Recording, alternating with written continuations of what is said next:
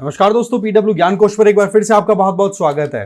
दोस्तों, साइंस के लिए कहा जाता है कि सबसे पहले थ्योरीज आती है, फिर उसके बाद में उस पर काम होता है और फिर हमें प्रोटोटाइप मिलता है और फिर पब्लिक के लिए वो चीजें अवेल करा दी जाती है अगर कंपनियां उससे मुनाफा कमाना चाहे तो।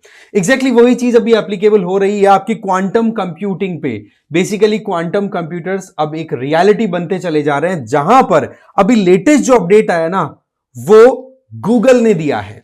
उसमें क्या है कि उनके द्वारा एक रेवोल्यूशनरी कदम स्टार्ट किया गया है, जिसमें बताया है कि हमने हमारी तरफ से एक सुपर कंप्यूटिंग चिप जिसका नाम दिया उन्होंने विलो, बोलो वो हमने डेवलप कर ली है। और ये चिप इतनी सुपर स्पीड से कंप्यूटेशन करती है कि आप एक यूनिवर्स की पूरी एज निकाल लो।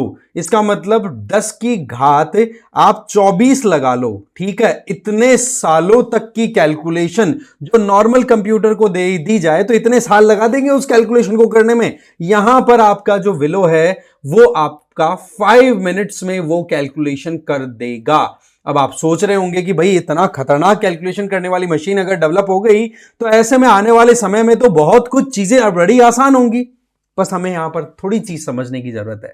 बात यह है कि ये जो कंप्यूटिंग सिस्टम में जो क्वांटम कंप्यूटिंग का जो मैकेनिज्म लाया जा रहा है ना, ये बेसिकली आप देखोगे इंडस्ट्रियल स्केल के ऊपर ज्यादा यूज होता है। हम डे टू डे लाइफ के अंदर हमारी जो गणित लगाते हैं उसमें इतना काम नहीं आएगा, ध्यान रखना आप इस बात का, ठीक है। बट स्टिल बहुत सारे एप्लीकेशंस है जहां पर आप ये जो क्वांटम कंप्यूटिंग का जो मैकेनिज्म है उस पर आप रिलाय कर सकते हैं। बट अगेन बहुत सारे यूजेस हैं, तो साथ ही साथ देखो साइंस अपने साथ में चैलेंजेस भी लेकर के आती है। इन पूरी डिटेल को हम समझेंगे, इन सारी डिटेल्स को हम समझने की कोशिश करेंगे। देखो बात कुछ ऐसी है कि अभी अगर आप यूपीएससी की प्रिपरेशन कर रहे हैं तो पीडब्ल्यू ओनली आईएएस की तरफ से यूपीएससी फाउंडेशन कोर्सेज रन कराए जा रहे हैं, जिसमें 2026 के जो एस्पिरेंट्स है वो संकल्प और टाइटन कोर्स ज्वाइन कर सकते हैं हिंदी और इंग्लिश में रिस्पेक्टिवली। इसी तरीके से 2025 के जो एस्पिरेंट्स हैं वो प्रहार और टाइटन ज्वाइन कर सकते हैं। इंग्लिश हिंदी वाले प्रहार के लिए जाओ और टाइटन आप इंग्लिश वाले जा सकते हैं, ठीक है, इंग्लिश के लिए, ठीक है। और कुल मिलाकर के 8,000 में आपको ये प्रोवाइड की जा रही है लाइव एंड रिकॉर्डेड क्लासेस के साथ में। Daily MCQ plus mains questions की प्रैक्टिस कराई जाएगी, साथ ही साथ सीसेट क्लासेस और आपको कॉम्प्रिहेंसिव ई बुक्स भी प्रोवाइड की जाती हैं। तो ये आप डिटेल ले सकते हैं। एडमिशन बिल्कुल ओपन है, लिंक डिस्क्रिप्शन बॉक्स में दिया हुआ है। तो बात कुछ ऐसी है कि गूगल ने ये जो विलो वाला ओपनिंग अनाउंस किया है ना, ये वाकई में पूरी दुनिया में एक बार कहते ना कि एक आशा की किरण लेकर के आ गई है कि वाकई में चिप्स मैन्युफैक्चर करना, वो भी उस स्पीड पे जिस स्पीड पे नॉर्मल कंप्यूटर काम ही नहीं कर सकता, उसको एक बहुत लंबा टाइम लग जाएगा। वैसे देखा जाए तो ये जो विलो मैन्युफैक्चरिंग किया गया ना, ये चिप जो बनाई गई है, ये स्टेट ऑफ आर्ट फैसिलिटी है गूगल की खुद की। कहां पर है? ये सेंटा बारबरा कैलिफ में लोकेटेड है, जो कैलिफोर्निया में है। वहां पर इसकी मैन्युफैक्चरिंग हुई, सिलिकॉन वैली के लिए फेमस है वैसे भी वो, ठीक है। तो विलो के लिए ये कहा जा रहा है कि ये कुछ ऐसा है कि अभी तक क्वांटम कंप्यूटर्स के सामने दो तरीके के चैलेंजेस की बात की जा रही थी। एक तो फिक्स उनका कोई एक सर्किट सेटल हो कि हाँ हमें पता है कि एक तार को यहां से यहां जोड़ा तो इनके बीच में जो कुछ भी मोशन होना है करंट का, इलेक्ट्रॉन्स का, वो एक प्रॉपर पाथ को फॉलो करके करेगा। बट यहां पर होती है रैंडम मोशन। ध्यान रखना, मैं ये चीजें एक्सप्लेन करूंगा अच्छे से। ये रैंडम मोशन होती है क्योंकि यहां पर सारा मामला इलेक्ट्रॉन्स एंड फोटॉन्स के फॉर्म में होता है, जो कि रैंडम मोशन करते रहते हैं, एक दूसरे से जुड़े भी रहते हैं, बट वो मूव इस तरीके से करते हैं कि उनकी फिक्स पोजीशन नहीं पॉसिबल है। वहीं पर इनमें एरर होने का भी डर रहता है। तो इन दोनों चीजों को मोर और लेस इस विलो ने आइडेंटिफाई करना, फिक्स करने में कहीं ना कहीं सफलता प्राप्त की है। और यह सफलता प्राप्त करना क्वांटम कंप्यूटिंग के लिए एक बहुत बड़ा पुश देने वाली है। अब सवाल यह है कि एक तरफ तो हमारे पास में क्लासिकल कंप्यूटिंग सिस्टम है जो पुराना हम यूज करते आ रहे हैं, जिस कंप्यूटर से मैंने मेरा ये वीडियो रिकॉर्ड किया है, जिस तरीके से आप अपना मोबाइल यूज कर रहे हैं। और वहीं पर दूसरा है आपका क्वांटम कंप्यूटिंग सिस्टम बेस्ड, जिसमें आपके जो पार्टिकल्स हैं, जो एनवायरमेंट में ऐसे फ्रीली मूव करते रहते हैं हमारे आसपास में पूरी यूनिवर्स में, उनसे हम कैलकुलेशन करा रहे हैं। तो इसका मतलब माजरा तो बड़ा टेढ़ा है। इसलिए हमें समझना जरूरी है कि क्वांटम कंप्यूटिंग का मैकेनिज्म इस तरीके से इतना स्पीड से कैसे काम कर रहा है, जो कि मोर और लेस प्रोबेबिलिटी पे है। देखो हमारे जो क्लासिकल फिजिक्स के लॉज हैं वो तो ये कहते हैं कि एक बंदा गाड़ी चला करके आया और उसने अपनी गाड़ी की चाबी एक पर्टिकुलर टेबल पे रख दी, तो चाबी तब तक वहां रहेगी जब तक कि कोई बाहरी एक्सटर्नल फोर्स उस चाबी पे ना लगे, या तो कोई उठा करके उसको दूसरी जगह ना रखे, या उस टेबल के झटका ना लगे जब तक कि वो चाबी नीचे ना गिर जाए। राइट, ये सिंपल फॉर्मूला है आपका फिजिक्स का। क्वांटम फिजिक्स क्या कहती है? क्वांटम फिजिक्स ये कहती है कि अगर ये चाबी क्वांटम से बनी हुई है, मतलब मूवेबल पार्टिकल से बनी हुई है, वो पार्टिकल्स जिनकी पोजीशन के लिए आप प्रिडिक्शन ही नहीं लगा सकते कि अभी मैंने चाबी यहां रखी है तो वो चाबी वहीं मिलेगी। हो सकता है कि वो चाबी अगर क्वांटम मटेरियल से बनी हुई है, क्वांटम पार्टिकल से बनी हुई है, तो हो सकता है वो फ्रिज के अंदर भी मिल जाए आपको। इसका मतलब सिंपल है कि यहां पर जो कैलकुलेशंस होती है ना, वो दोस्तों पार्टिकल्स की पूरी मोशन का यूज किया जाता है। जबकि हमारी क्लासिकल फिजिक्स में क्या किया जा रहा है, नो डाउट पार्टिकल्स का रोल है, बट हम वहां पर हार्डवेयर को कुछ इस तरीके से डिजाइन करते हैं या फिर इस तरीके से काम करते देखते हैं कि हमें पता है कि ये पर्टिकुलर पॉइंट यहां पर ही दिखेगा। इसका मतलब आप प्रिडिक्शन लगा सकते हो कि 10 मिनट पहले मैंने चाबी यहां रखी है तो 10 मिनट बाद में भी वहीं मिलेगी, बट बोले ये क्वांटम फिजिक्स में एप्लीकेबल नहीं है। वहां पर नासा अगर क्वांटम फिजिक्स का यूज करके, क्वांटम मैकेनिक्स का यूज करके अगर सैटेलाइट लॉन्च करे, तो नासा को अपनी फिजिकल कैलकुलेशंस के बेसिस पर ही आने वाले टाइम की अपने स्पेसक्राफ्ट की पोजीशन को आइडेंटिफाई करने के लिए यूज करना पड़ेगा। ऐसे नहीं कि हाँ जी अभी हम देख पा रहे हैं कि हाँ ये देखो सैटेलाइट जा रहा है, ये इसकी ट्रेजेक्ट्री या वीडियो दिखा दिया, ऐसा नहीं होगा। कहने का मतलब यहां पर मोर और लेस सारा जो कैलकुलेशन है वो प्रोबेबिलिटी के आधार पर होता है, क्योंकि सारी कैलकुलेशन फिक्स चीजों पर नहीं है। यहां पर देखा जाए तो क्वांटम फिजिक्स, क्वांटम मैकेनिक्स या क्वांटम कंप्यूटेशन की हम बात कर रहे हैं, तो ये एक इंपॉर्टेंट बेसिक यूनिट पर डिपेंड करता है जिसको बोल जाता है क्यूबिट, क्वांटम बिट।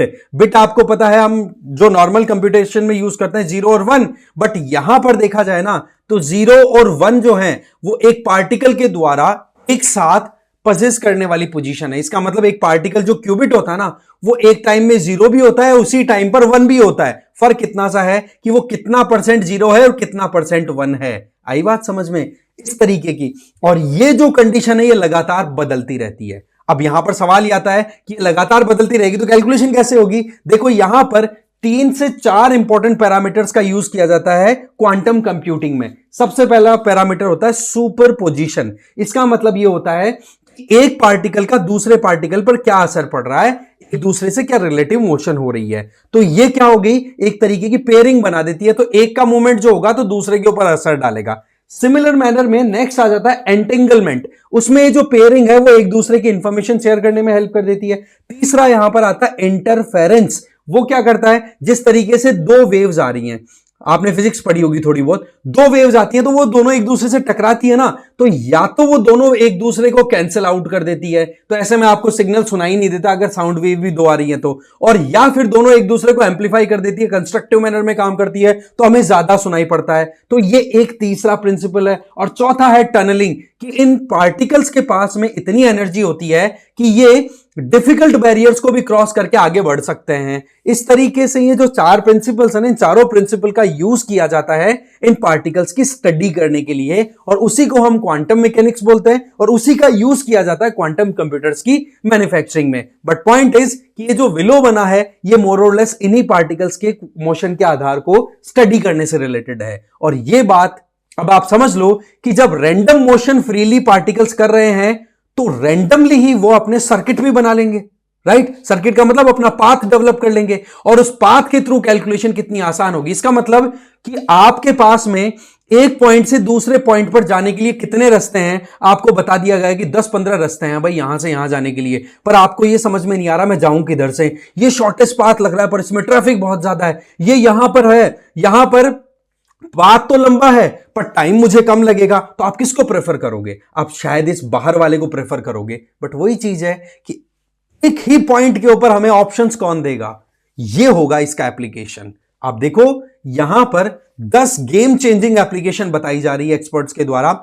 देखो एक तो सबसे पहली चीज आर्टिफिशियल इंटेलिजेंस को और ज्यादा रेवोल्यूशन है, क्योंकि वहां पर भी रैंडम मामला होता है। लर्न किया, अप्लाई किया, अब जो भी चीजें लर्न किया मशीन ने वो एग्जैक्टली रेप्लिकेट करती चली जाती हैं, तो वो चीजें यहां पर लर्न करने में कितनी हेल्प कर जाएगी। मशीन लर्निंग में इंप्रूव आपको देखने को मिलेगा। फाइनेंशियल इंटरमीडिएशन, भाई सीधी बात है किसको कितना लोन देना है, कितनी ईएमआई देने की क्षमता है, वो कैलकुलेट करना बहुत आसान होगा बड़े बड़े लोन्स के ऊपर भी। साथ ही साथ साइबर सिक्योरिटी को भी आप एनहांस कर पाओगे। इसके अलावा आप ट्रैफिक मैनेजमेंट का एग्जांपल तो मैंने आपको समझा दिया कैसे काम करेगा। नई दवाइयां बनानी है, जैसे मान लो कोई बीमारी आ गई, पता पड़ा, जैसे कोविड की जो दवाई बनी, वैक्सीन्स बने, उनको बनाने में 6 से 7 महीनों का टाइम लग गया, वो टाइम एक दिन में भी खत्म हो सकता है।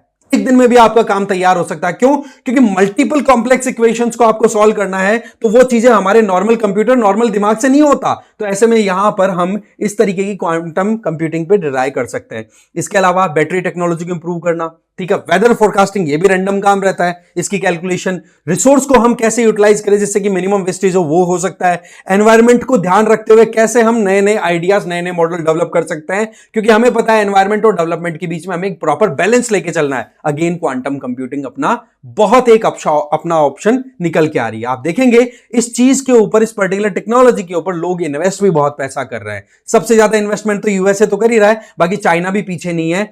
आप यहां पर फिगर देखो कि $15 बिलियन का इन्वेस्टमेंट चाइना की जो पब्लिक सिस्टम है ना, उसकी तरफ से किया जा रहा है। अब आप देख लो, वहीं पर इंडिया की बात करें तो हम आते हैं थोड़ा पीछे। वैसे तो चाइना, यूएस ये है ही, इसके अलावा यूरोप और जापान भी लीडिंग कंट्रीब्यूटिंग कंट्रीज हैं जो कि क्वांटम कंप्यूटिंग में बहुत इन्वेस्टमेंट कर रहे हैं, और इंडिया भी पीछे नहीं है। हमारी तरफ से भी हम 300 से 500 मिलियन डॉलर के लगभग इन्वेस्ट कर रहे हैं, क्योंकि ये फ्यूचर है भाई, सीधी सी बात है। अब बात आती है कि इतने यूज हो रहे हैं तो क्या इसका चैलेंज कुछ नहीं होगा? कि देखो जी, अच्छी खबर आती है तो कुछ ना कुछ तो बुरा तो साथ लेके आती है ही।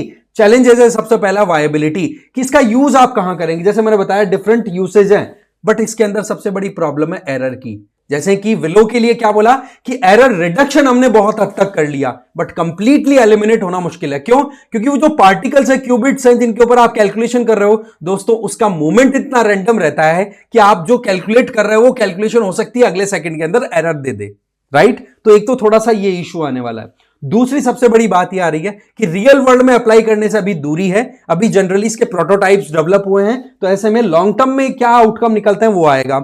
और सबसे बड़ा चैलेंज ये है कि ये बहुत ही ज्यादा लो टेम्परेचर पे ऑपरेट होने वाली फंक्शंस हैं। ऐसे में हमें बहुत सारी एनर्जी इन्वेस्ट करनी पड़ेगी इसके अंदर। ये तो हो गए चैलेंजेस। और फिर उसके अलावा जो ये क्वांटम कंप्यूटिंग का मैकेनिज्म है ना, ये इतना ज्यादा, मैंने बोला ना, बैरियर्स को भी ब्रीच कर सकता है। तो ऐसे में आप जो एंड टू एंड एनक्रिप्शन वाला जो मैकेनिज्म देखते हो आपकी व्हाट्सएप चैट और इन पे, आप देखोगे कि वो चैट को भी ब्रेक कर सकता है, इतनी क्षमता है।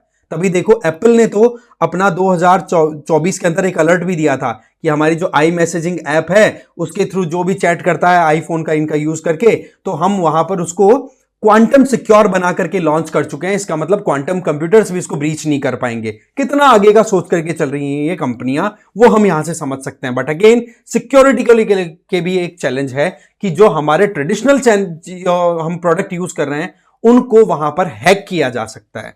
बट अगेन अभी भी पॉसिबिलिटीज, अभी आने वाले कुछ समय में और इसमें काम होना बाकी है। बट गूगल ने कहता कि एक पिटारा तो खोल दिया है, अब उसमें अच्छाइयां भी निकलेंगी और बुराइयां भी निकलेंगी। फर्क यह है कि हम क्या यूज करते हैं, कैसे यूज करते हैं। ठीक है, चलो जी, अब आपसे मैं एक क्वेश्चन पूछना चाहूंगा, आप मुझे इसका आंसर देंगे कि क्वांटम मैकेनिक्स के अंदर जो एंगुलर मूवमेंट होता है पार्टिकल्स का, उसको किस नाम से जाना जाता है। आप मुझे इसके बारे में कमेंट बॉक्स में जरूर बताएंगे, क्योंकि यही मेन बेस है जिसका यूज क्वांटम कंप्यूटर्स को डेवलप करने में किया जा रहा है। आई होप आपको ये वीडियो अच्छा लगा होगा। इसी तरीके से इंटरेस्टिंग टॉपिक मिला तो डेफिनेटली लेकर के आऊंगा। Thank you very much for watching this video.